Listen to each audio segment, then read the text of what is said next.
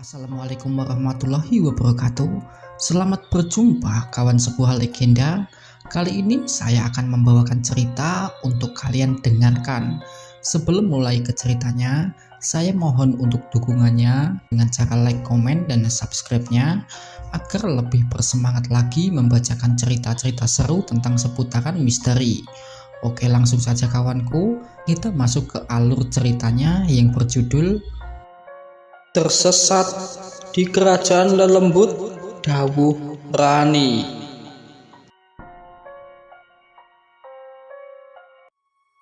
Aku adalah pemuda desa yang sering diolok-olok sepanjang hari karena tak kunjung menikah. Sedangkan usiaku sudah sepatutnya sudah berkepala 3. Tak heran sebutan perjaka tua mereka gelarkan kepadaku. Aku tinggal di rumah dengan ibu yang sudah tua renta. Adik-adikku telah menikah dan pergi mencari kehidupannya sendiri di tanah rantau. Sedangkan ayahmu telah lama meninggal. "Abdi, sedang apa kamu?" tanya ibu membuyarkan lamunanku. Ibu, tak ada apa-apa bu, aku sedang memikirkan sesuatu. Makanya cari jodoh biar tak kesepian nak. Ibu sudah tua, biar ada yang bantu memasak.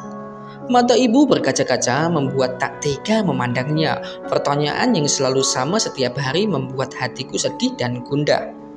Iya bu, hanya itu yang bisa kukatakan untuk menenangkan hatinya wanita tua itu. Ibu ada urusan di rumah Bu Ani.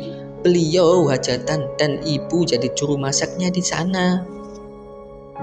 Oh iya bu, nanti aku mancing ya bu, diajak sama Isan.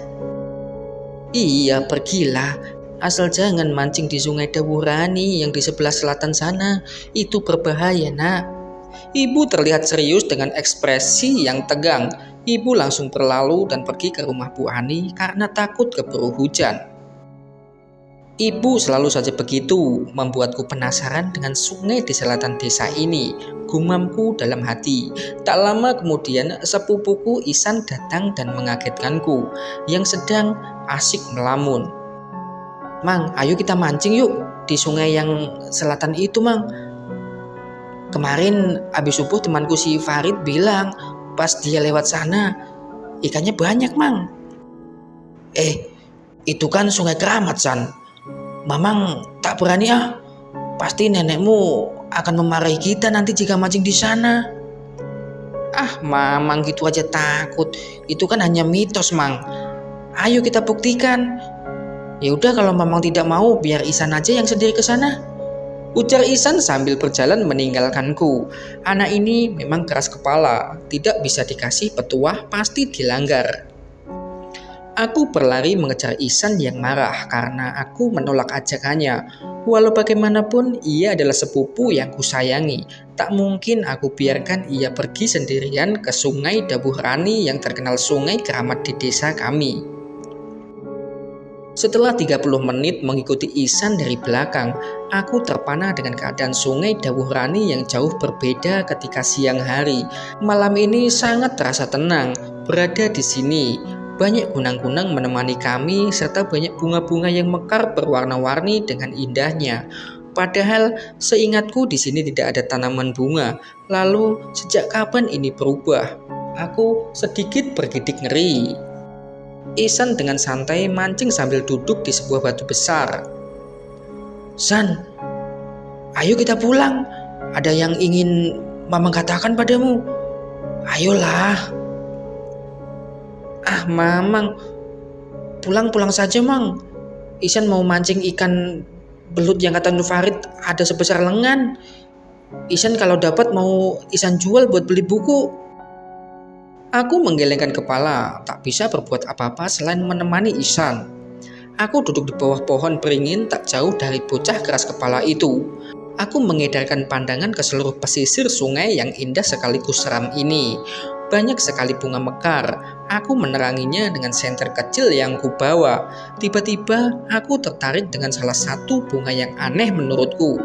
Ia hanya satu tangkai dan kelopaknya sebesar tangan, berwarna kuning keemasan dan berkilau. Aku mendekatinya dan mencium aroma wangi yang belum pernah kucium sebelumnya. Aku mengamati bunga itu, tiba-tiba dari belakang ada gadis yang menghampiriku.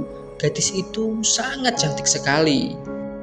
Sungguh aku terkejut dengan kehadiran gadis itu. Dari mana ia muncul? Yang terlihat hanya sebuah pohon beringin besar serta semak belukar.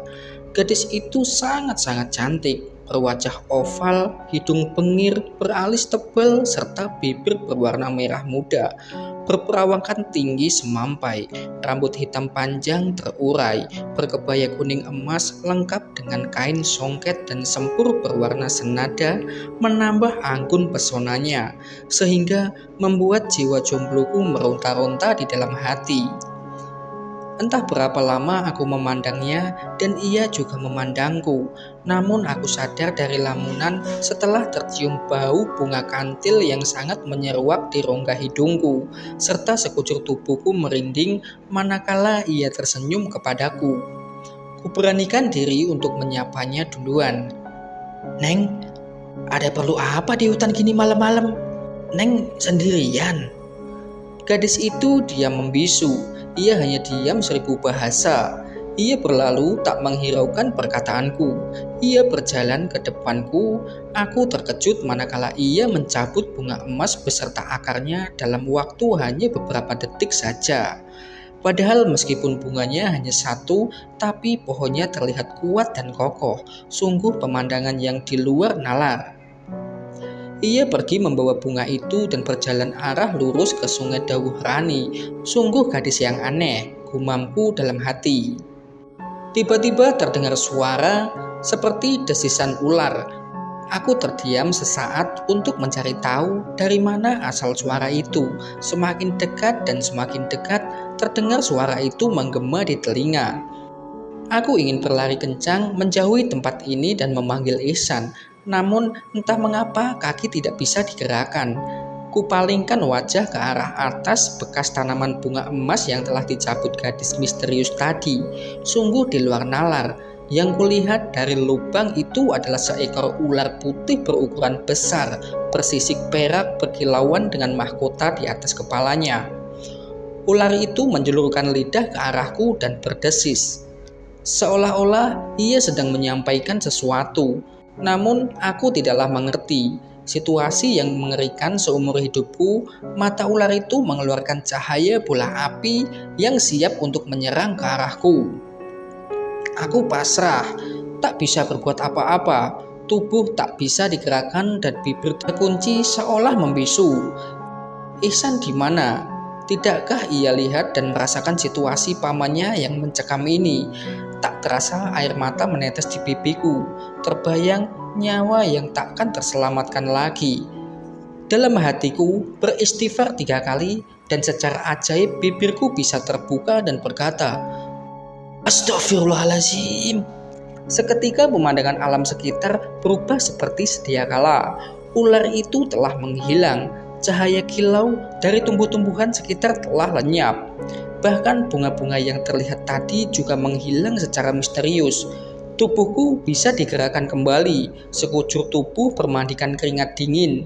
Ihsan yang tadi tak terlihat, kini ia ada di posisi semula, duduk di batu sambil menunggu ikan memakan umpan di pancingnya. Aku berjalan gontai menuju Ihsan sambil di dalam hati terus membaca doa yang diajarkan ibu dan guru ngajiku dulu. Aku berusaha tenang dan santai. Aku tak mau memberitahu Ihsan karena bocah itu tak percaya dengan hal-hal yang seperti itu. "San, udah dapat berapa ikannya?" "Belum dapat, Mang. Ikannya banyak, Mang.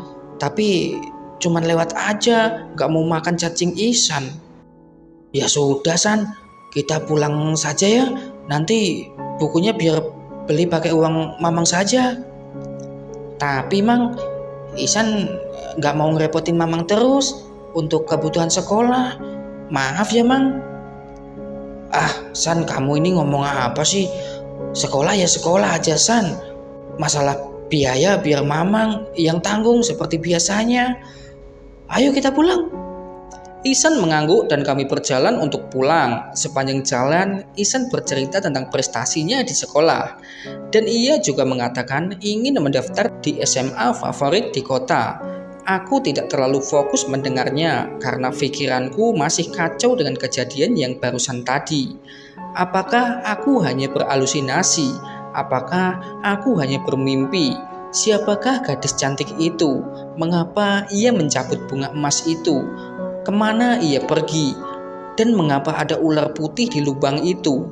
Apa yang ingin ular itu sampaikan kepadaku? Dan mengapa semua ini hanya aku yang merasakannya? Padahal Ihsan tak jauh dari posisiku tadi. Apa yang terjadi sebenarnya? Entahlah. Banyak pertanyaan memenuhi rongga dada. Aku hanya bisa menghela nafas panjang, berdoa semoga semua itu tidak nyata dan bukanlah sebuah firasat buruk. Pagi ini sangat cerah. Setelah mandi dan sholat subuh, aku bersiap-siap untuk pergi berkebun seperti biasanya. Hari ini jadwalnya panen sayur-sayuran. Biasanya setelah panen, ibu yang menjualnya ke pasar. Aku hanya bertugas untuk menanam dan memanennya saja. Dimakan dulu. Ini ibu sudah masak tumis kangkung dan sambal ikan tuna kesukaanmu, kata ibu sambil meletakkan sepiring nasi di atas meja. Iya bu, kok ibu tidak buatkan aku sambal kemangi bu? Ibu lupa, kemanginya belum dipetik di kebun. Tanpa berkata-kata lagi, kami langsung makan bersama. Sungguh nikmat masakan ibuku, tiada duanya. Aku berhayal jika suatu hari nanti aku menikah, pasti ibu tidak akan masak lagi. Biar istriku saja yang masak untuk kami. Namun itu hanyalah hayalanku saja. Tiada gadis yang menerima pinanganku. Gelar perjaka tua sudah melekat di diri ini. Ibu sudah tahu sebenarnya. Kamu menyukai anak kepala desa kan, si Rati? Tapi maafkan ibu, Ibu tak berani melamarkannya untukmu karena kita bukan orang kaya. Mata ibu berkaca-kaca, lalu menyudahi makanannya. Bak disambar petir di siang bolong. Aku mendengar perkataan ibu. Dari mana ibu tahu jika aku mengagumi si Ratih? Memang aku tak pantas bersanding dengannya. Aku hanya pemuda bodoh yang tak mampu melanjutkan sekolah hingga perguruan tinggi. Aku juga tak punya kebun cengkeh yang berhektar-hektar seperti punya ayahnya. Aku tak pantas bahkan untuk jadi supir pribadinya si Ratih saja. Ibu berlalu pergi begitu saja sambil membawa piring untuk ia cuci. Terlihat olehku butiran bening yang terhubung di sudut matanya. Setelah sarapan, aku berangkat ke kebun yang tak jauh jaraknya. Hanya dengan berjalan kaki 20 menit saja sudah sampai tujuan. Bahagia manakala melihat kangkung, sawi, bayam, terong, kacang panjang, dan lainnya. Senja tiba, aku pulang ke rumah untuk mandi dan salat maghrib lalu makan. Terlalu letih tubuh ini seharian bekerja di kebun. Tanpa sadar, aku pun terlelap. Entah apa yang terjadi, tiba-tiba aku berada di tengah hutan dan berjalan sendirian. Dalam kebingungan yang amat sangat meniti jalan tanpa arah dan tujuan yang jelas. Gelap, sungguh gelap. Suasana malam mencekam. Aku berlari terus berlari mencari arah yang bisa membawaku pergi dari tempat ini. Entahlah kemana tujuan itu. Nafasku terengah-engah kelelahan, keringat mengucur deras mengalir seluruh tubuhku. Ada seberkas sinar yang entah dari mana datangnya menerangi jalanku, sebelah kanan dan sisi kiri. Sebelah kanan adalah jalan setapak yang banyak ditumbuhi rerumputan ilalang dan ada seekor kelinci yang berdiri. Kelinci itu berwarna putih. Sungguh aneh mengapa kelinci bisa berdiri. Sedangkan jalan sebelah kiri adalah jalan setapak yang banyak batu besar dan lumut berwarna hijau kecoklatan. Dan ada seekor ulat bulu gendut berwarna merah dan ukurannya tak lazim. Ulat itu sebesar pergelangan tangan.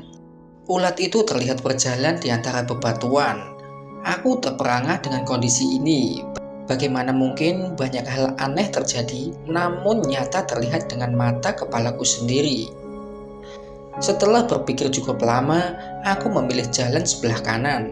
Dengan kaki gemetar melangkah, dengan harapan ada jalan keluar dari tempat ini. Menyusuri jalan dengan banyak rumput ilalang memang tidak mudah. Luka gores bahkan terdapat di tangan dan kaki. Terasa pedih dan sakit. Kemana perginya kelinci putih tadi? Aku mencarinya dengan harapan dengan mengikuti kelinci itu bisa menemukan jalan keluar. Karena kelinci itu pasti hafal jalan hutan ini dan mencari makan dedaunan di sekitar sini. Pucuk dicinta ulam pun tiba. Kelinci putih itu tiba-tiba tak jauh di depanku. Ia membawa sebuah wortel yang entah dari mana ia mendapatkannya. Meskipun takut, aku mengikutinya diam-diam. Kelinci itu persis seperti tingkah laku manusia. Ia bisa berdiri dan berjalan dengan lincahnya. Aku terus mengikutinya. Setelah sekian lama, tiba-tiba kelinci itu berlari ke belakang batu besar di depanku. Aku mengejarnya, namun entah mengapa aku mendapati kelinci itu di balik batu besar itu. Kuamati batu itu berwarna hitam pekat dan licin. Karena penasaran, aku mengusapnya. Terlihat sebuah pintu kecil. Pasti kelinci itu tadi masuk ke dalam sini, batinku. Ku ketuk-ketuk pintu itu, namun tiba-tiba pintu itu menghilang.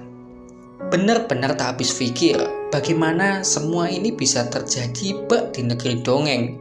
Merinding sekujur tubuh ini, dengan segera aku berlari meninggalkan tempat itu. Aku berlari kencang hingga sampailah pada sebuah gubuk. Gubuk di tengah hutan. Siapakah pemiliknya? Di tengah keheranan dengan mata membulat, aku terdiam. Berpikir apakah aku harus ke sana? Bertanya tentang keanehan di sini. Apa benar itu gubuk manusia? Bagaimana jika penghuninya adalah siluman? Namun aku bersyukur, setidaknya ada tempat untuk berteduh dan berlindung sementara waktu, meskipun dalam keadaan yang tak terbayangkan. Perlahan gerimis turun dari langit, membasahi bumi serta tubuh ini terasa lelah. Tanpa pikir panjang, aku mengambil keputusan untuk mengetuk gubuk itu. Berjalan dengan hati-hati sambil mengintip dari celah-celah dinding gubuk. Gelap. Ya, hanya itu yang terlihat. Namun keadaan memaksaku untuk menggerakkan tangan untuk mengetuk pintu. Dari belakang tubuhku terasa ada yang menyentuh bahu kananku. Tangan itu terasa amat sangat dingin sekali. Aku menelan ludah, aku tak berani menoleh. Siapakah gerangan sang pemilik tangan dingin tersebut? Karena rasa penasaran kian memuncak, aku memberanikan diri menoleh ke belakang. Sekejap mata sosok itu menghilang. Mungkin hanya perasaanku saja. Aku kembali memutar kepala ke samping kanan. Ada gadis kebaya kuning emas yang kutemui di sungai. Lalu saja gadis itu bersikap aneh. Diam tanpa suara. Dan netranya selalu memandangku dengan senyum anggunnya. Sedang apa gadis itu di hutan ini? Suasana malam, ia malah keluar sendirian. Apa tidak dicari orang tuanya? Tanyaku dalam hati. Aku terlalu fokus melihat wajah gadis itu yang lebih cantik dari si Rati, membuat jiwa jombloku meronta-ronta dan jantung berdegup kencang menatapnya. Gadis itu membawa sebuah bakul berukuran sedang di tangannya, yang ia tutupi daun pisang. Entah apa isinya, aku tidak tahu. Perlahan gadis itu mendekat ke arahku. Kuurungkan niat untuk kembali mengetuk pintu. Refleks saja, aku duduk di bangku depan gubuk itu sambil menunggu gadis itu menghampiri. Dia duduk di sebelahku, diam tanpa kata. Bau bunga kantil tercium sangat nyata di rongga hidung. "Neng, mau kemana kok bawa bakul malam-malam?" Diam saja, hanya tersenyum kepadaku. Neng, kok bau bunga kantil terasa banget ya? Bau parfum Neng ya? Neng kok diam saja sih dari tadi? Rumah Neng di mana? Aku terus mengajaknya berkomunikasi, namun dia hanya diam, menunjuk arah di sebelah barat hutan, lalu seolah mengatakan, rumahnya tidak jauh dari sini. Aku mengangguk mengerti saja. Gadis itu tiba-tiba membuka bakulnya, ternyata berisi nasi hangat dan lauk pauk. Ia menyodorkan seolah menyuruhku memakannya. Entah berapa lama tidak makan semenjak berada di hutan ini. Sebelum makan, aku berdoa terlebih dahulu. Bismillahirrahmanirrahim. Belum selesai aku berdoa, gadis itu telah menghilang. Yang tersisa hanyalah bau bunga kantil. Astagfirullahaladzim. Aku beristighfar berkali-kali. Bodohnya, aku baru menyadari ternyata gadis berparas ayu itu sebenarnya bukan manusia. Kepalaku pusing dan perutku mual. Mungkin karena lelah dan belum makan, kondisi tubuh semakin melemah. Tercium bau anyir darah segar, bau tak jauh dari tubuhku. Aku menyusuri pandangan mata ke sekeliling. Kutemukan asal bau amis itu ternyata dari bakul yang dibawa gadis tadi. Bakul yang berisi nasi dan lauk pauk telah tiada. Yang ada di dalam bakul itu hanyalah sebuah kepala laki-laki. Matanya masih melotot seperti ketakutan. Lidahnya menjulur keluar. Hidung dan telinganya mengeluarkan darah segar. Urat lehernya terlihat kejang membeku. Kepalaku bertambah berat, keringat dingin keluar dari tubuhku. Bulu roma terasa menegang. Setelah itu, aku tak ingat apa-apa lagi. Perlahan mataku terbuka. Persendian terasa sakit sekali. Aku menoleh ke kanan dan ke kiri. Aku berada di sebuah ruangan. Seorang kakek-kakek berjanggut panjang memakai baju putih tersenyum ke arahku. Sudah bangun. Aku menemukanmu tak sadarkan diri di depan gubukku saat aku pulang mencari ikan. Terima kasih kek bantuannya. Balasku lirih sambil memegangi kepala. Ayo nak, makan dulu. Pasti kamu lapar kan? Dari tadi perutmu bersuara, namun aku tak tega membangunkanmu. Aku mengangguk pelan. Perlahan aku bangun dan duduk. Sudah ada ketela rebus, ikan panggang di hadapanku, serta minuman. Karena aku sangat lapar, langsung saja aku makan dengan lahap. Kakek itu tersenyum melihatku. Rasanya enak sekali. Mungkin ini efek karena aku telah lapar. Kakek siapa?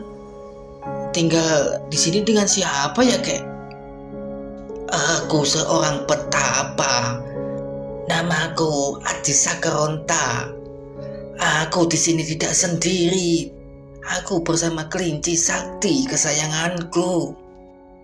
Apakah kelinci putih yang aku temui waktu itu? Pikirku. Tiba-tiba datang seekor kelinci sambil membawa wortel. Kelinci itu melihatku sinis.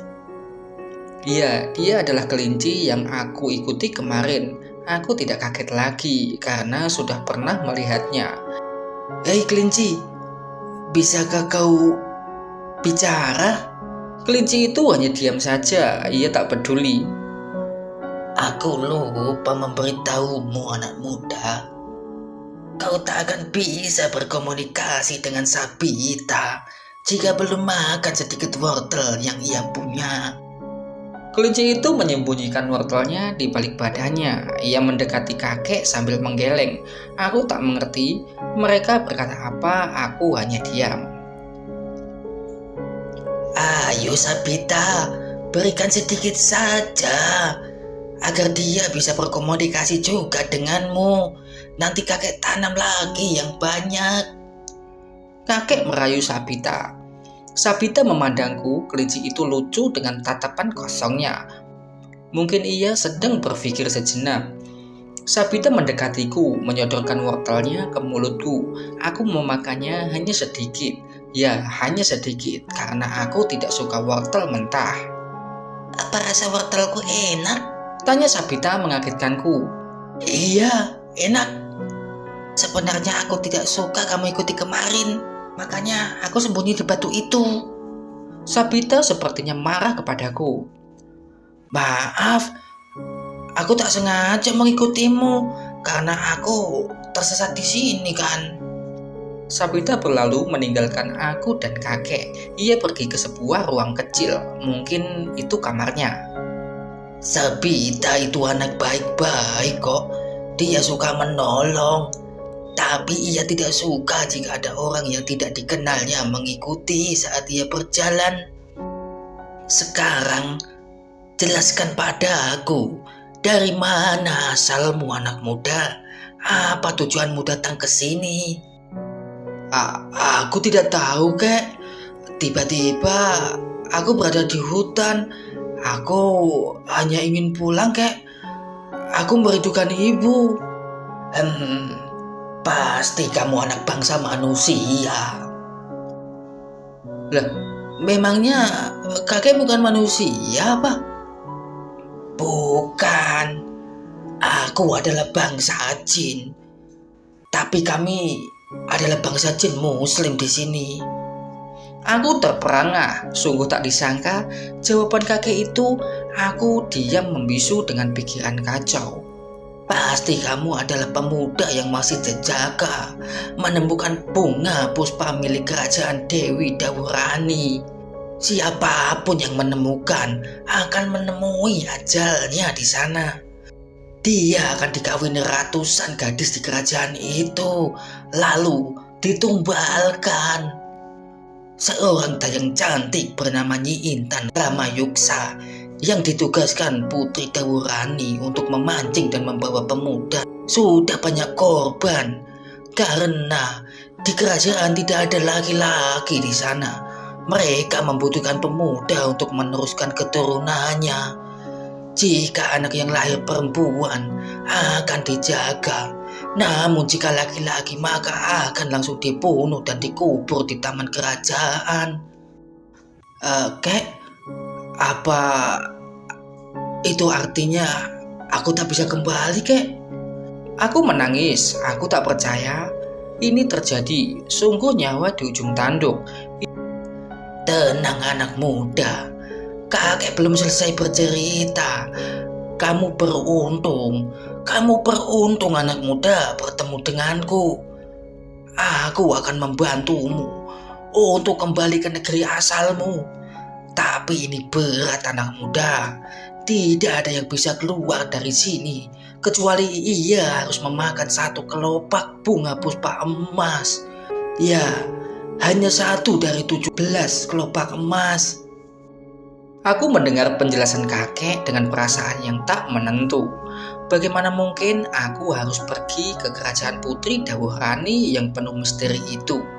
Kelopak bunga hanya ada di taman kerajaan. Bukanlah itu artinya aku harus ke pusat kerajaan. Suara tangisan Bu Ica tak terbendung lagi.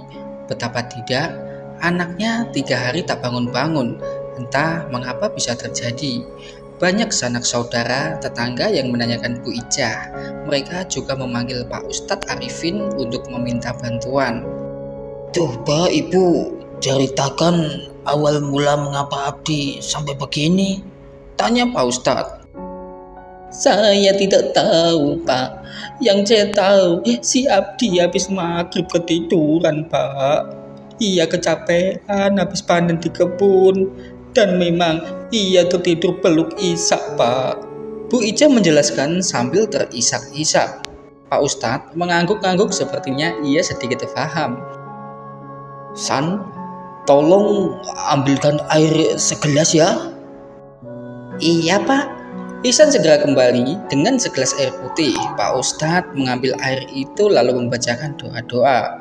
Mulutnya terlihat komat kamit serta matanya terpejam. Beberapa menit kemudian, Pak Ustadz membuka mata perlahan. Ia sedang melihat air dalam gelas itu seperti menonton. Namun tak seorang pun yang tahu.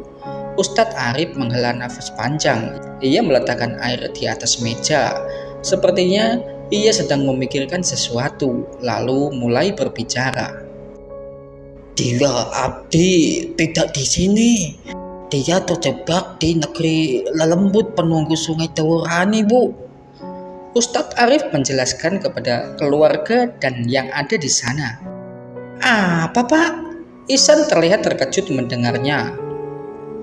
Tidak, tidak. Bagaimana ini? Anakku, kembalilah anakku. Ibu merindukanmu, nak. Ujar Bu Ija sambil terus menangis. Apa solusinya Pak Ustadz agar adik saya bisa kembali ke alam kita?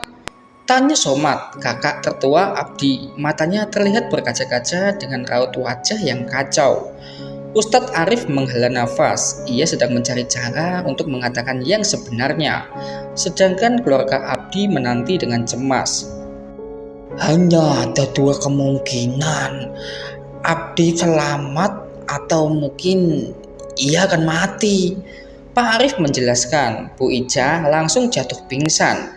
Dengan sigap diangkat keranjang oleh anaknya. Suasana semakin kacau, malam kian mencekam. Setelah selesai mengurus Bu Ija, mereka kembali duduk melanjutkan perbincangan dengan Pak Arif. Abdi, jiwanya tertahan di negeri lelembut sana.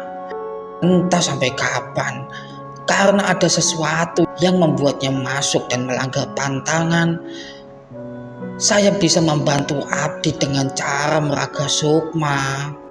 Dengan izinnya Allah, kita semua akan berusaha. Saya akan minta tolong untuk Ihsan ya Ihsan. Tolong besok kamu puasa putih selama 3 hari. Ihsan kan masih muda dan bersih.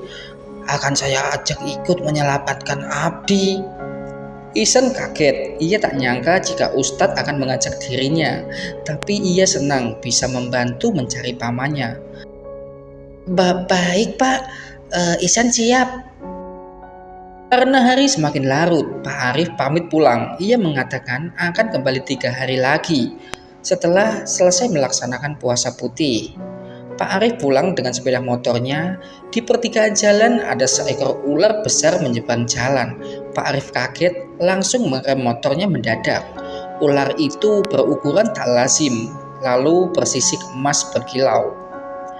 Pak Arif beristighfar sambil melihat ular yang berlalu, seperti sebuah teror awal memulai sebuah perjalanan jauh. Setelah ular itu pergi, Pak Arif kembali menjalankan motornya. Situasi hujan gerimis masih kecil-kecil diiringi suara lolongan anjing. Ketika lewat kedai kopi Mbok Rika, ada Pak Suketi. Ia terlihat sedang menikmati secangkir kopi dan gorengan. Pak Arif menghentikan motornya. Ia mengobrol dengan Pak Suketi. Beliau adalah tetua masyarakat di sini. Beliau tahu betul seluk-beluk desa ini. Sedangkan Pak Arif baru tinggal 3 tahun di desa ini. Ustadz Arif, dari mana malam-malam begini? Dari rumah Bu Ija Pak. Oh, pasti mereka meminta bantuan mencari sukma Abdi ya? Iya Pak, jadi saya lihat Bapak ada sini, makanya saya mampir. Iya sudah, kita ngobrol dulu ya. Sambil minum nanti saya ceritakan tentang sesuatu. Dok, buatkan kopi susu 1 ya, sekalian sama gorengan dan bolunya. Iya Pak Ustadz, saya buatkan, ditunggu ya. Pak Rika segera ke dapur. Tiba-tiba ada suara motor terdengar. Ternyata Pak Fauzan, ia adalah suami dari Pak Rika. Ia baru pulang dari mengantar anaknya ke pesantren. Assalamualaikum. Waalaikumsalam, saut Ustadz dan Pak Suketi bersamaan. Ada Pak Ustadz dan Pak Suketi. Sudah lama Pak di sini? Belum Mang, dari mana kok baru pulang jam segini? Biasa, saya tadi nganterin anak saya ke pesantren. Kemalaman gara-gara hujan nih. Mereka datang dengan membawa pesanan Pak Ustadz. Ia juga membuat segelas kopi untuk suaminya. Ia hafal betul suara motor sang suami. Ustadz, saya tidak menyangka loh, malam ini adalah malam momen yang sangat pas. Kami adalah orang asli daerah sini.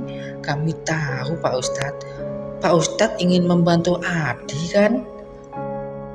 Ustadz Arif kaget.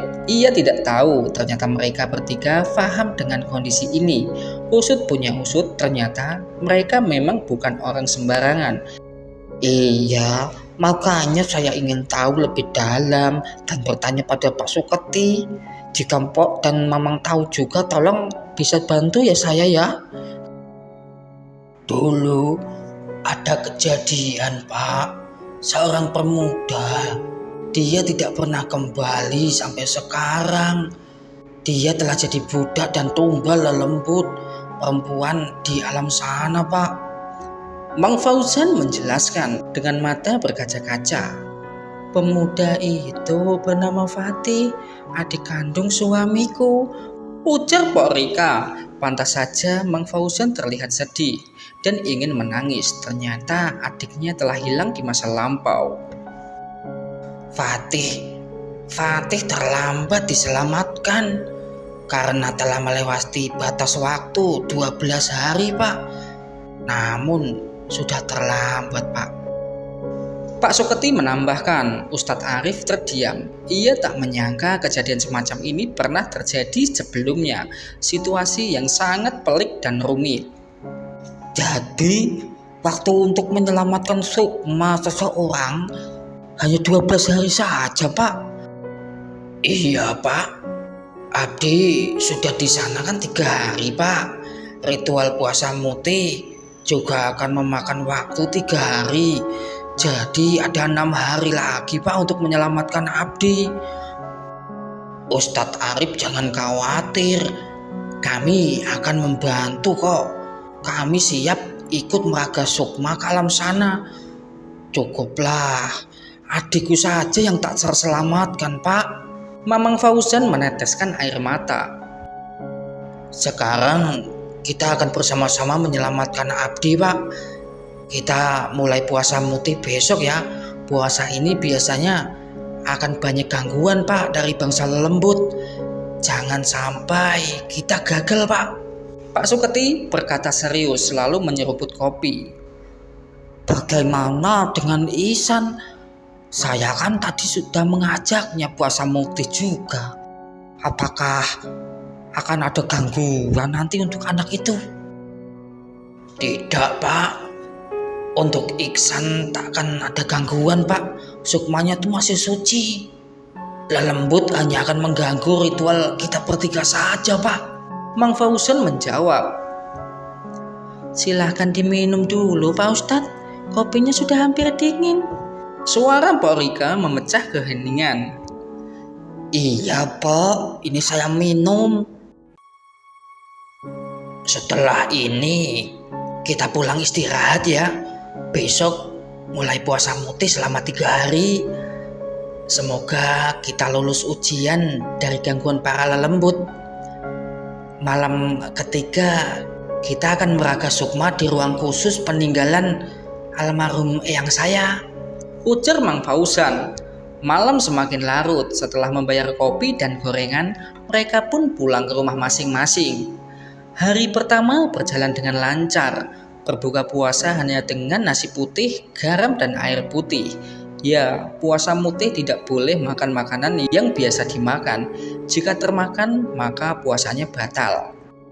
Puasa putih dikhususkan untuk mempersiapkan diri menghadapi lelembut agar sukmanya menjadi kuat. Hari kedua puasa, tubuh mereka terasa sangat panas, padahal cuaca tidak panas, dingin dan hujan. Namun sekujur tubuh mereka panas seperti terbakar api. Kerongkongan mengering, haus, terasa sangat haus bak di padang pasir. Ustadz Arif bersikir di atas sajadah, menggenggam tasbihnya lalu memohon kepada Allah agar menghilangkan rasa panas di tubuhnya. Akhirnya tubuhnya pun kembali normal. Terlihat oleh Pak Ustadz ada seorang perempuan berlari ke arah belakang. Ia bukan perempuan biasa. Ia adalah lelembut yang bertugas menebar baksil panas ke tubuh Pak Ustadz. Perempuan tersebut kepanasan berlari menjauh. Kejadian ini terjadi pukul 12 malam. Ustadz Arif mengejar sosok itu lalu memencutnya dengan tasbih. Makhluk itu menjerit kesakitan dan memohon ampun. "Ampun, lepaskan aku mohon," ujar perempuan itu. Perempuan itu awalnya terlihat sangat cantik jelita, berdandan bak ala-ala kerajaan masa lampau. Setelah dibacakan doa, ia kembali ke sosok aslinya, berwajah hancur, rambut panjang berantakan, berkuku panjang serta bertaring. "Aku akan melepaskanmu asalkan kamu mau menjawab semua pertanyaanku," Ustadz menegaskan, lalu mengunci tanah di tempat makhluk itu. Ia mencoba berlari dari lingkaran cahaya tanah itu. Ia tak bisa menembusnya. Akhirnya ia menyerah. "Baiklah, aku menyerah. Apa yang ingin kau tanyakan, wahai manusia?" "Siapa engkau? Dari mana asalmu? Mengapa engkau menggangguku? Apa tujuanmu, wahai lelembut?" "Namaku Kuranti. Aku berasal dari negeri Putri Deworani. Aku memang ditugaskan sang ratu untuk membantu kalian mencoba mengganggu persembahan kami. Jelaskan padaku tentang alammu itu dan ceritakan tentang pemuda yang sekarang tersesat di alam kalian itu." "Negeri kami berbeda dengan alam lelembut lainnya. Di alam kami semuanya adalah perempuan.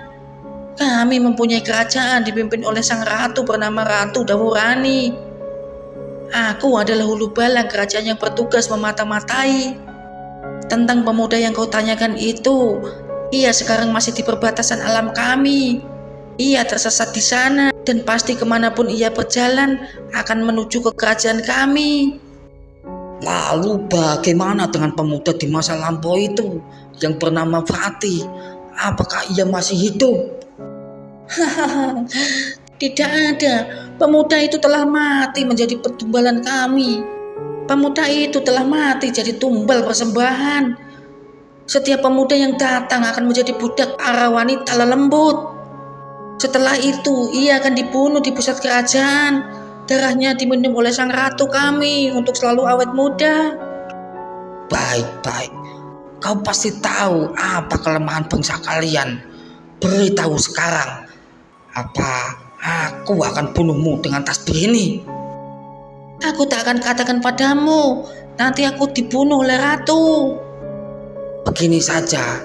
Jika kau mengatakannya, aku akan membebaskanmu dan menikahkanmu dengan jin Islam sahabatku.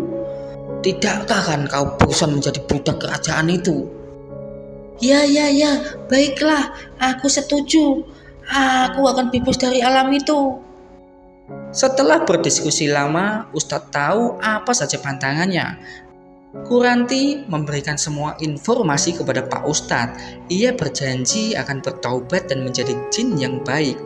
Ustadz membebaskan Kuranti dengan berjanji akan menikahkannya dengan jin Islam bernama Amar setelah ia kembali dari menyelamatkan Abdi. Untuk sementara waktu, Kuranti dimasukkan ke dalam botol dan disimpan di lemari. Malam puasa kedua, gangguan serupa juga dialami oleh Mang Fauzan dan Pak Suketi. Mereka telah terbiasa karena masa mudanya dulu digunakan untuk berguru dan mencari ilmu kanuragan. Mang Fauzan ketika tubuhnya mulai panas, Mbok Rika membuatkan minuman dari daun bidara. Mbok Rika dulunya adalah gadis indigo yang sekolah di pesantren. Ia pernah belajar ilmu putih. Ia paham betul ramuan penangkal makhluk halus. Mang Fauzan akhirnya pun sembuh. Malam puasa kedua, Pak Suketi sedang tidur pulas. Tiba-tiba ada makhluk lelembut menarik paksa Sukmanya untuk keluar. Dengan sekuat tenaga, ia menahannya. Berbekal ilmu yang pernah dipelajarinya, ia selamat. Sedikit lagi Sukmanya keluar, dipastikan ia takkan selamat. Ia pasti akan dibawa ke alam lelembut. Sosok itu berlari menjauhi karena ia tak berhasil membawa Sukma Pak Suketi. Pak Suketi segera mengejar sosok itu. Dengan sigap, ia menangkap dan menarik rambutnya. Lelembut itu sangat-sangat kuat. Ia ingin kabur, akhirnya terjadi tarik-menarik. Keduanya seimbang, tenaga mereka terkuras habis. Rambut sang lelembut terlepas, lelembut itu kabur, sedangkan rambutnya ada di genggaman Pak Suketi. Rambutnya sangat panjang dan kasar. Pak Suketi tersenyum, ia memandang rambut itu akan sangat berguna baginya. Ia menyimpan rambut itu di dalam kotak kayu.